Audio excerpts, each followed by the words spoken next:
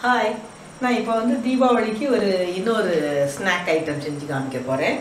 திணை மாவுல வந்து நம்ம இப்போ வந்து சிறுதானியத்தினால வந்து ரொம்ப அவேர்னஸ் வந்துருக்குது. அதனால வந்து நம்ம வந்து இதுலேயும் பலகாரம் சுட முடியும் அப்படின்னு தெரிஞ்சுக்கிட்டதுனால நம்ம இதை வந்து சுட்டு காமிப்போம் அப்படின்னு சொல்லிட்டு திணை மாவு, கடலை மாவு, அரிசி மாவு கலந்து ஒரு சீவல் மாதிரி சுடுவோம் அப்படின்னு நினச்சிருக்கேன். என்னம்மா இன்னைக்கு நியூ ஹேர் ஸ்டைலில் இருக்கீங்க? இது ஸ்ரீவில்லிபுத்தூர் கொஞ்சம் கசகசன்னு இருக்கும், அதுக்காக இது பண்ணியிருக்கேன். ஆமாம், இது வந்து இதுக்கு வந்து 2 மடங்கு எடுத்திருக்கேன்.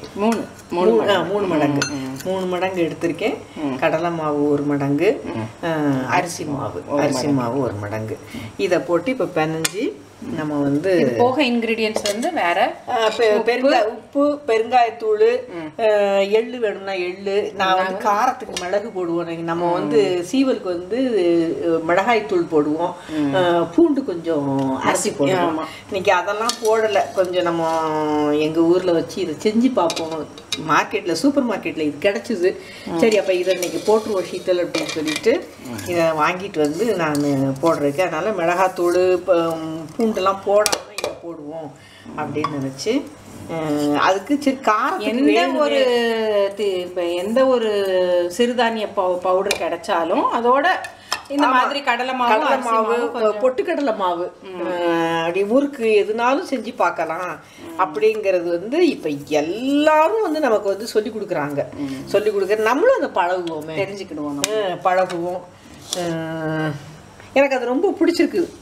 இதுக்கு தேவையான உப்பை போட்டுக்கிடுவோம். உப்பை போட்டுக்கிட்டு பெருங்காயத்தூள் போட்டோம்னா எந்த பலகாரத்துக்குமே அது ஒரு வாசத்தை கொடுக்கும். நீங்கள் எவ்வளவு நல்லா நான் ஒரு சிட்டிகை அதுக்கு மேலே தான் போட்டிருக்கேன்.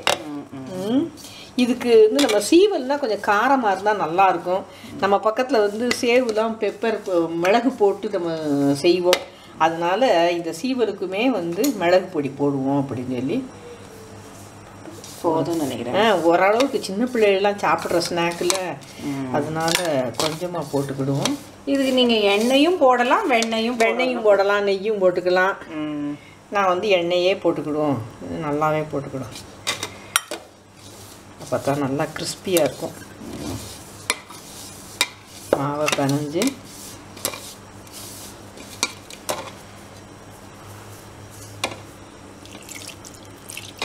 எல்லாம் சாமை அரிசி, வரகரிசி.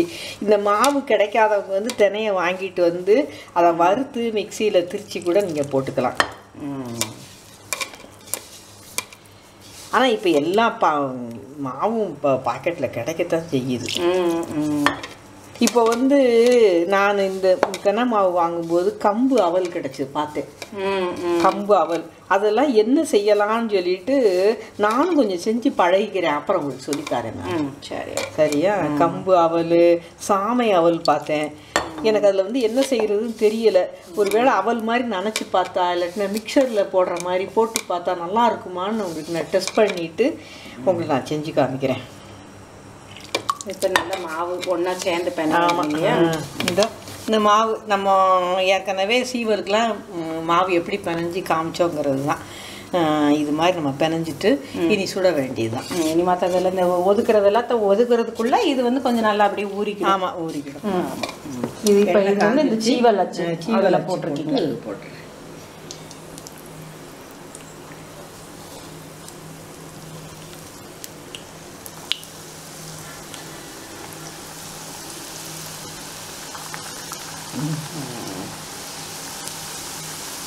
இது மாதிரி நம்ம சுட்டு எடுத்துட வேண்டியதான்.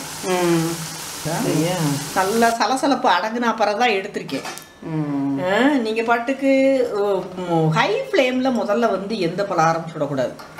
ஹை ஃப்ளேம்ங்கும்போது சில அடுப்புலாம் பத்தான்னு எரியுது. நீங்கள் பார்த்துக்கோங்க, நிதானமான அடுப்பு அதுதான் வந்து முக்கியமான ஒரு விஷயம்.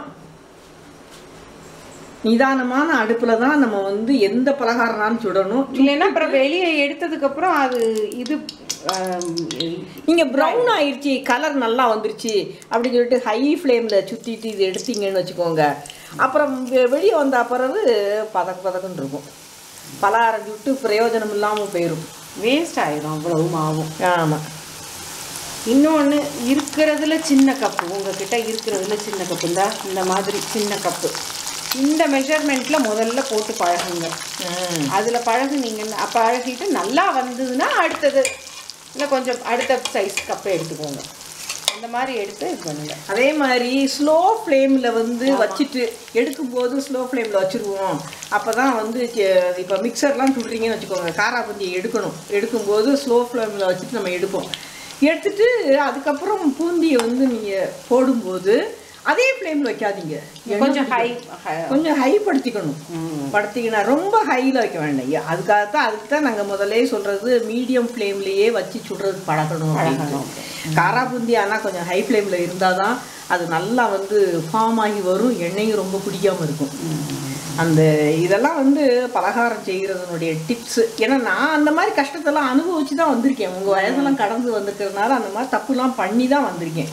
என்ன இந்த தடவை எண்ணெய் இப்படி குடிச்சிக்கிட்டு சொத நிற்குதுன்னு பார்த்தோம்னா ஸ்லோ ஃப்ளேம்லேயே இருக்கும். அப்புறம் தான் தெரியும், ஐயோ இதை நம்ம இது பண்ணாதையே அப்படின்னு தோணும். அதனால் நீங்கள் வந்து அதை கேர்ஃபுல்லாக இருந்தீங்கன்னா நல்லா நமக்கு ஒரு ஒரு தப்பு இல்லாமல் நம்ம செஞ்சிடலாம். இன்னொன்று தப்பு வந்தாலும் திருப்பி ட்ரை பண்ணுங்க. ஆமாம், தப்பாக வந்துடுச்சு எனக்கு சரியாக வரல அப்படின்னு சொல்லிட்டு விட்டுறாதீங்க. இது மாதிரி இப்போ எல்லாத்தையும் போட்டு எடுத்துடலாம். தினை மாவு மூலமாக நானும் இதுதான் ஃபஸ்ட் டைம் செஞ்சுருக்கேன். நம்ம நிறையா எல்லாம் பார்த்துட்டு நம்ம பிள்ளைகளுக்கு சொல்லிக் கொடுக்கணுங்கிறதுக்காக நான் செஞ்சு இது பண்ணியிருக்கிறேன். நீங்கள் இந்த தீபாவளிக்கு சிறுதானியத்து மூலமாக செய்யணும்னு நினைக்கிற ஆசைப்படுற பிள்ளைகளுக்கு இப்படி செய்யலாங்கிறது எனக்கும் தெரிஞ்சிருக்கு, உங்களுக்கும் நான் சொல்லி கொடுத்துருக்குறேன். அதுபடியே செஞ்சு தீபாவளியை ஹாப்பியாக என்ஜாய் பண்ணுங்கள். ஹாப்பி தீபாவளி.